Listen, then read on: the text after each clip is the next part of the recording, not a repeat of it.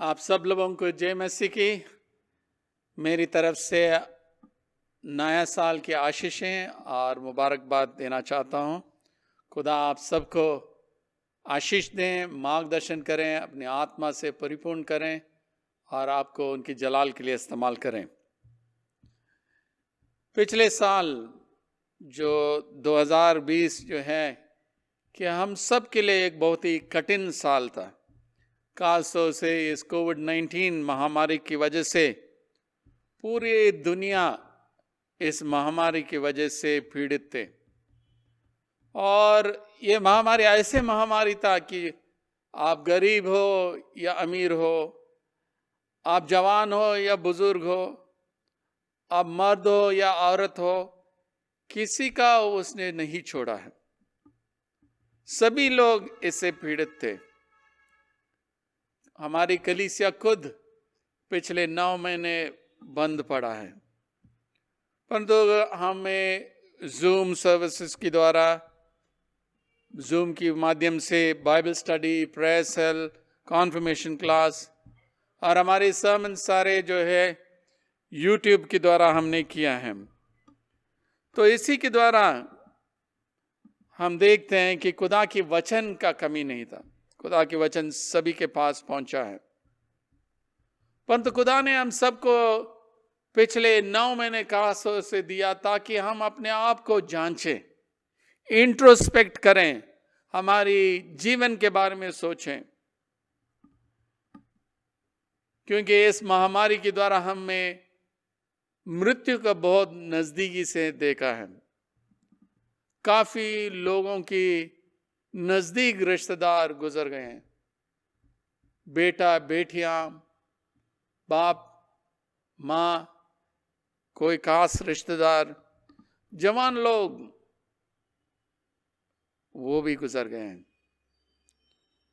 और ये सारे बहुत ही छोटी समय में, मतलब कई बार जो है 1 हफ्ते के अंदर किसी का डेथ हो जाता है। और ये सारे जो है कि हमें प्रश्न हमारे सामने रखते हैं कि हमारे जीवन का मकसद क्या है, हम इस दुनिया में क्यों हैं। क्या ये है कि हम 60-70 साल गुजरें या ये महामारी की वजह से तो बहुत जल्दी से खत्म हो जाएं, परंतु कोई मकसद है हमारे जीवन के लिए। क्या हम जीवन जीना और मरना है? क्या मृत्यु के बाद क्या है? और इसी परिस्थिति के बीच में आज इस नया साल की शुरुआत में हमारी वाचा नवीकरण की इबादत में हम बैठे हैं। वाचा नवीकरण यानी वाचा नवीकरण जो है साल में एक बार होता है और इसमें हमें मौका दिया जाता है कि हम खुदा का धन्यवाद दें। जिंदों की जमीन पे हमें रखा, इस नया साल को देखने के लिए हमें मौका दिया, उसके लिए हम शुक्र अदा करें। फिर उसके बाद जो है कि आत्म परीक्षा करें, सेल्फ एग्जामिनेशन करें और हमारे पापों को अंगीकार करें, कन्फेस आवर सिंस। और उसके बाद जो है कि हम अपने आप को दोबारा समर्पण करें ताकि खुदा हमें उनकी जलाल के लिए इस्तेमाल करें। खुदा ने जो है कि क्या क्या किया है और कर रहा है, इसके बारे में इस इबादत में जिक्र किया गया। उनकी भलाई और उनकी अनुग्रह के बारे में हम ध्यान देते हैं और हम अंगीकार करते हैं कि हमारी जो प्रत्युत्तर है वो कितना कमजोर है, क्योंकि जो वायदे हमने बपतिस्मा में और हमारी दृढ़ीकरण में किया कि उसको हमने पूरा नहीं किया। खुदा अपनी ओर से विश्वास योग्य रहा, हमें आशीष देते रहा, परंतु हम उनसे काफी दूर चले गए। तो परमेश्वर इस इबादत में हमें मौका देता है कि हम मन फिराएं और हमारी वाचा को नया बनाएं। ये वाचा जो है पश्चिम एशिया में राजाओं के बीच में जो है एग्रीमेंट होता था और उसमें जो है जो सामर्थ वाले राजा है, पावरफुल किंग है, वो दूसरी राजा जो छोटे राजा है उसको बताता कि मैं आपको रक्षा करूंगा, आपको मदद करूंगा। और वो छोटा राजा जो है जिसको रक्षा मिलता है वो उनको या तो पैसा देता है या तेल बेचता है या आटा बेचता है, और इन दोनों के बीच में जो है एक वाचा जो है बांधते हैं। और जब ये वाचा बांधते हैं कि बैल को या बकरियों को लेके उसको 2 टुकड़ा में काट देते हैं और 2 टुकड़ा को रख के दोनों राजा जो है इन टुकड़ों के बीच में चलते हैं। और इसका अर्थ ये है कि अगर मैं अपना वायदा का पूरा नहीं करता हूं तो मुझे मरना है, जैसे ये जानवर मरे हैं मेरे जान जाना है, यानी मेरी वचन के पीछे मेरे जान है। आज हम जो है 3 वाचा के बारे में हम देखेंगे। पहली वाचा जो है जो इब्राहिम के साथ परमेश्वर ने बांधा है, दूसरे वाचा जो मूसा के साथ बांधा है, और तीसरा वाचा जो है नया वाचा है, नई वाचा है जो हमसे बांधा गया है। अगर हम उत्पत्ति 15:1 से 10 और 17 से 18 में देखते हैं, वहां पे जो है जिक्र किया कि अब्राम के साथ कैसे यावे परमेश्वर ने वाचा बांधा है। लिखा है कि इन बातों के पश्चात यावे को ये वचन दर्शन में अब्राम के पास पहुंचा कि वे अब्राम मत डर, तेरे डाल और तेरा अत्यंत बड़ा फल में हूं। अब्राम ने कहा, ये प्रभु यावे मैं तो निर्देश हूं और मेरे घर का वारिस ये दमिश्क की एलीएजर होगा, तू मुझे क्या देगा? और अब्राम ने कहा, मुझे तो तूने वंश नहीं दिया और क्या देखता हूं, मेरे घर में उत्पन्न हुआ एक जन मेरा वारिस होगा। तब यावे का वह वचन उसके पास आ पहुंचा कि ये तेरा वारिस ना होगा, तेरा जो निज पुत्र होगा वही तेरा वारिस होगा। यानी यावे परमेश्वर जो है उनको वचन देता है।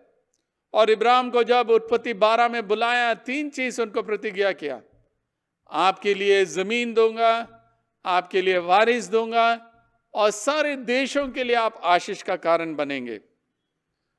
तो आगे अगर देखते हैं 17-18 में, और ऐसा हुआ कि जब सूर्य अस्त हो गया और घोर अंधकार छा गया, तब एक अंगीठी जिसमें से धुआं उठता था और एक जलता हुआ पलीता देख पड़ा जो उन टुकड़ों के बीच में से होकर निकल गया। और उसी के द्वारा यावे परमेश्वर ने अब्राम के साथ एक वाचा बांधा है। तो यावे परमेश्वर के कहने का मतलब यह है कि जो मैंने आपको प्रतिज्ञा किया, ये 3 चीज, जमीन, वारिस और आशीष का कारण आप बनेंगे, ये अगर मैं पूरा नहीं करता फिर मैं अपने आप को मार डालना है। परमेश्वर के वचन के पीछे उनकी जीवन है। God's word is backed up by his life। यानी हम मान सकते हैं परमेश्वर विश्वास योग्य परमेश्वर है, जो कुछ उन्होंने प्रतिज्ञा किया वो उसको पूरा करेगा। और इसमें जो है इब्राहिम के लिए एक कंडीशन है। इब्राहिम के लिए बताया गया कि मैं इसको बुलाया हूं ताकि वो अपनी संतान को परमेश्वर के मार्ग में ले जाएगा, न्याय से, धार्मिकता से, ताकि जो मैंने उनके प्रतिज्ञा किया वो पूरा हो जाए। इसमें 3 चीज हम देखते हैं। एक तो चुनाव है, इलेक्शन है, दूसरा एथिक्स है, यानी एक नैतिक जीवन बिताना है, और तीसरा जो है मिशन है, यानी वो आशीष का कारण बनेंगे, देशों के लिए आशीष का कारण बनेंगे। और इलेक्शन, एथिक्स और मिशन सब जुड़े हुए हैं। चुनाव, नैतिक जीवन और मिशन, ये सब साथ मिले हुए हैं। परमेश्वर ने हमें बुलाया है ताकि हम एक नैतिक जीवन बिताएं और हमारे नैतिक जीवन के द्वारा हमारे देशों के लिए हम आशीष का कारण बनेंगे। तो 2 चीज ये पहली वाचा में हम सीख सकते हैं।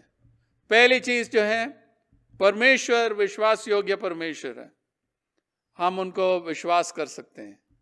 दूसरी चीज, हमारी तरफ से हम विश्वास योग्य रहना है, हम नैतिक जीवन बिताना है, ताकि हम भी हमारे देश के लिए आशीष का कारण बने, हमारे जीवन के द्वारा लोग आशीषित हो। और इब्राहिम के द्वारा जो है इज़राइल एक देश बना है, क्योंकि उत्पत्ति के आखिरी में हम देखते हैं कि सारे लोग जो है कि मिस्र देश में चला जाते हैं, परंतु उनका जो प्रतिज्ञा किया जमीन ये पूरा नहीं होता है, और आशीष का कारण बनेंगे ये भी नहीं पूरा हुआ है। और करीब 400 साल तक वो गुलाम थे उधर। फिर यावे परमेश्वर ने मूसा को भेजा और उनको मिस्र देश से निकाला और वहां पे उनके साथ वाचा बांधा है। निर्गमन 19 में देखते हैं, इजरायलियों को मिस्र देश से निकले हुए जिस दिन 3 महीने बीत चुके, उसी दिन वे सीने की जंगल में आए, और जब वे सफीदिम में कुछ करके सीने के जंगल में आए, तब उन्होंने जंगल में डेरे खड़े किए और वहीं पर्वत के आगे इजरायलियों की छावनी डाली।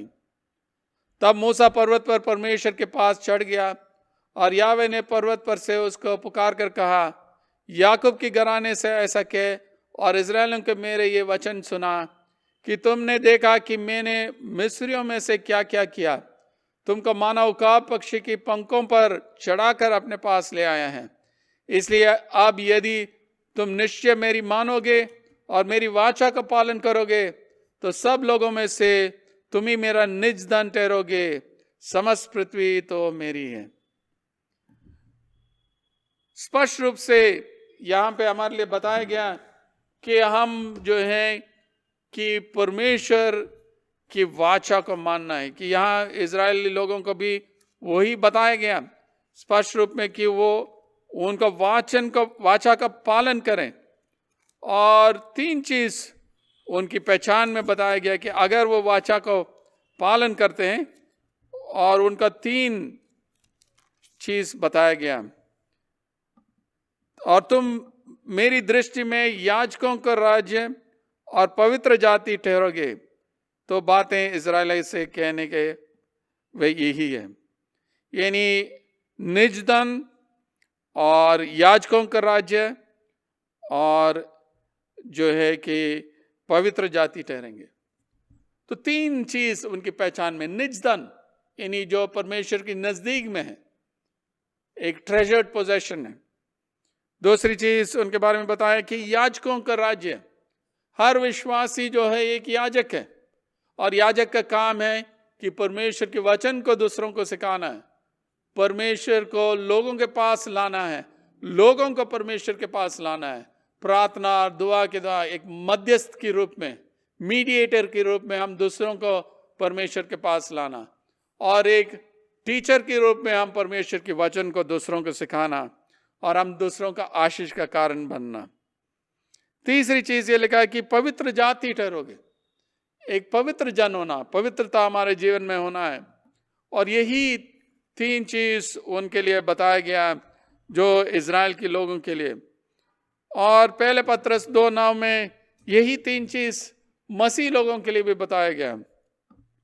तो सीनाई पर्वत में जो वाचा बांधा है, उसमें ये चीज हम देखते हैं कि यावे परमेश्वर ने पहले उनको उद्धार किया, उसके बाद आज्ञा पालन करने के लिए 10 हुक्म दिया।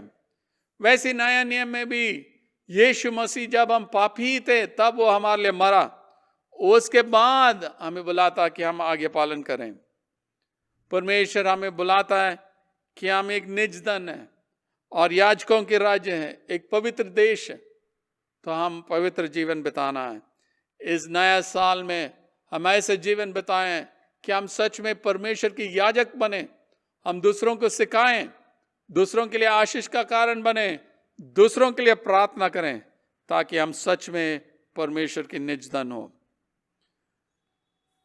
एक चीज हम बार बार देखते हैं कि ये वाचा जो सीनाई पर्वत में बांधा है, उसके बाद भी ये लोग उस वाचा को पूरा नहीं कर पाया।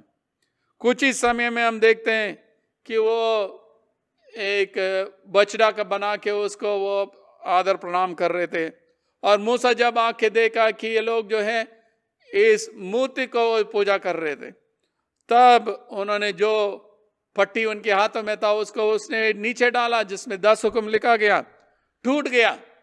और वो एक प्रतीक था कि जो वाचा इनके साथ बांधा वो टूट गया, क्योंकि वो उल्लंघन किया, जो परमेश्वर ने बताया उसको वो फॉलो नहीं किया। तो इसलिए एक नया वाचा की जरूरत था। और यिर्मयाह नबी जो है 700 साल पहले ही बता देता है कि आने वाले दिनों में एक नया वाचा होगा। और इस नया वाचा के बारे में यिर्मयाह नबी 3 खास चीज बताता है कि वो उस वाचा के समान न होगी जो मैंने उनके पुरखाओं को उस समय बांधी थी, जब मैं उनका हाथ पकड़कर उन्हें मिस्र देश से निकाल लाया, क्योंकि यद्यपि मैं उनका पति था तो अभी उन्होंने मेरी वो वाचा तोड़ डाली। परंतु जो वाचा मैं उन दिनों के बाद इजराइल के घराने से बांधूंगा वो ये है, मैं अपनी व्यवस्था उनके मन में समवाऊंगा और उसे उसके हृदय पर लिखूंगा, और मैं उनका परमेश्वर ठहरूंगा और वे मेरी प्रजा ठहरेंगे। यावे की ये वाणी है। तो परमेश्वर पुराने वाचा और नया वाचा के बारे में जो अंतर के बारे में यहाँ यिर्मयाह हमें जिक्र करता है कि पुराना वाचा जो है पत्थर की पट्टियों के ऊपर लिखा था, अब जो है हमारे हृदयों की पट्टियों में लिखा जाएगा, हमारे मन में समाऊंगा और उनके हृदय में लिखूंगा। यानी व्यवस्था जो है अंदरूनी हो जाता है। ये कैसा हो सकता है? ये पवित्र आत्मा के द्वारा ये हो सकता है कि पवित्र आत्मा जब हमारे अंदर बसता है तभी वो हमें बताता है क्या सही है क्या गलत है, और परमेश्वर की व्यवस्था के अनुसार हम चल सकते हैं। दूसरी बात ये लिखा है कि और तब उन्हें फिर एक दूसरे से ये ना कहना पड़ेगा कि यावे को जानो, क्योंकि यावे की ये वाणी है कि छोटे से लेकर बड़े तक सबके सब मेरे जान लेंगे। दूसरी बात ये बताया गया कि परमेश्वर के बारे में ज्ञान जो है विश्वव्यापी होगा। पहले यीशु मसीह के बारे में ज्ञान जो है सिर्फ इजराइल में था, अब जो है वो विश्वव्यापी हो गया, सारे संसार में ये सुसमाचार फैल गया। तो परमेश्वर के बारे में ज्ञान जो है सभी जगह में है। ये भी नया वाचा का प्रतिज्ञा है। और तीसरा चीज जो बताया गया है, मैं उनका अधर्म क्षमा करूंगा और उनका पाप फिर स्मरण न करूंगा। पुराने नियम में जो है जब भी कोई पाप करता बलि चढ़ाना पड़ता है, और बार बार बलि चढ़ाना पड़ता, महायाजक भी बलि चढ़ाना पड़ता था। परंतु यीशु मसीह एक ही बार सिद्ध और समर्पित बलि चढ़ाया हमारे लिए क्रूस पे, इसलिए बार बार बलि चढ़ाने की जरूरत नहीं है। अब जो है पापों की क्षमा सबों के लिए उपलब्ध है, हर एक व्यक्ति के लिए उपलब्ध है। और ये नया वाचा तभी पूरा होता है जब यीशु मसीह क्रूस पे हमारे लिए मरता, उनको लहू बहाता है। वो परमेश्वर की मेमना है जो बलि चढ़ाया है, हमारे पापों को उनके ऊपर उठा लिया, ताकि उसके द्वारा हमारे लिए पापों की क्षमा मिले, उसके द्वारा हमारे लिए अनंत जीवन मिले। और ये अनंत जीवन जो है कि हमारे कामों से नहीं मिलता है, हमारे हृदयों की जो शक्ति है उससे हम कुछ नहीं कर सकते। हृदय जो है सभी बातों से ज्यादा धोखा देने वाला है और लाइलाज है। यिर्मयाह 17:9 में लिखा, जो मौलिक रूप से हठीला और बलवा करने वाला है। यावे की व्यवस्था नहीं, पाप लोगों के हृदय में खोद कर लिखा हुआ है। व्यवस्था में काबिलियत है कि वह मनुष्यों के मन और हृदय को बेच सकें, परंतु मनुष्य की परिश्रम मात्र इस कार्य के लिए पर्याप्त नहीं है। यानी परमेश्वर जो है कि हमें पवित्र आत्मा देता है, हमारी सामर्थ से हम कुछ नहीं कर सकते हैं। हमारी जो विल पावर है, इच्छा की जो शक्ति है, उसके द्वारा हम कुछ नहीं कर सकते हैं। और ये नया वाचा प्रभु यीशु मसीह के जन्म और जीवन और मृत्यु और पुनरुत्थान के द्वारा ये पूरा हुआ है। और जब यीशु मसीह को हम व्यक्तिगत रूप से ग्रहण करते हैं और हम उनको स्वीकार करते हैं, तब पवित्र आत्मा की छाप हमारे ऊपर लगाया जाता है। वो हमारे अंदर रहता है, वो हमें सिखाता है, सत्य की ओर से हमें मार्गदर्शन करता है। और जब यीशु मसीह को हम स्वीकार करते हैं, हमारे लिए पापों की क्षमा मिलता है। कई दरों में सिखाया जाता है कि अगर अच्छे काम करते रहते हैं कि हमारे लिए मुक्ति मिल जाएगा, परंतु हमारे हृदय इतना बुरा है, हम अच्छे काम नहीं कर सकते। जो हम चाहते हैं वो नहीं कर पाते। जो भले काम करना चाहते हैं हम बुरे करते रहते हैं। परंतु ये नया वाचा के द्वारा जो है कि पवित्र आत्मा हमारे लिए दिया जाएगा। जब यीशु मसीह को स्वीकार करते हैं, पवित्र आत्मा हमारे अंदर आ जाता है और वो हमें सामर्थ देता है कि हम परमेश्वर की व्यवस्था का पूरा करें। वो हमें मार्गदर्शन करेगा।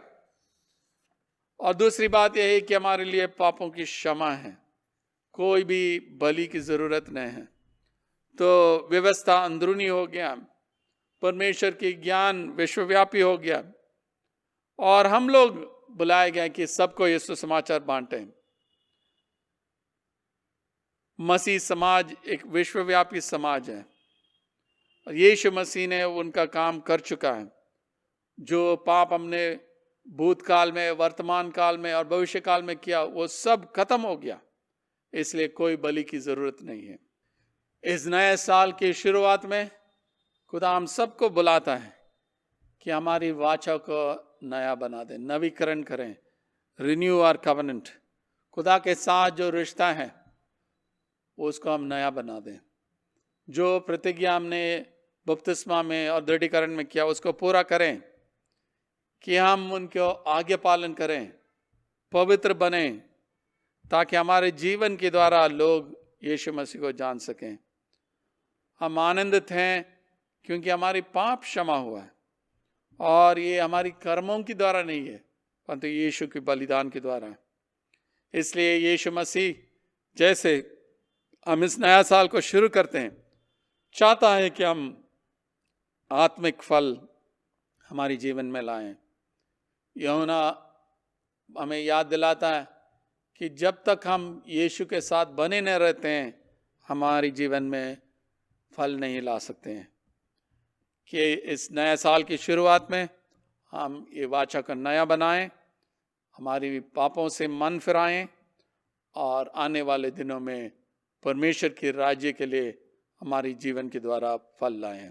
खुदा आप सबको आशीष दे। नया साल मुबारक हो आप सबके लिए। आइए हम प्रार्थना करें। हे सर्वशक्तिमान परमेश्वर, इस नया साल की शुरुआत में हम आपके पास आते हैं। इस वाचा नवीकरण इबादत के लिए हम धन्यवाद देते हैं। हम विनती करते हैं कि जो भी वाचा हम बांधते हैं और नया करते हैं, उसको पूरा करने के लिए आपकी आत्मा की शक्ति हमें दे। हम कमज़ोर हैं, हमारे अंदर कमियां हैं, हम गुनहगार हैं, परंतु हम धन्यवाद देते हैं कि आपके महान प्रेम के लिए जब हम पापी थे आपने हमारे लिए मरा और पापों की क्षमा आपके द्वारा उपलब्ध है। हमें क्षमा कर, शुद्ध कर, पवित्र कर और आने वाले साल में तेरे जलाल के लिए हमें इस्तेमाल कर। ये सब प्रभु यीशु मसीह के नाम से मांगते हैं, आमीन।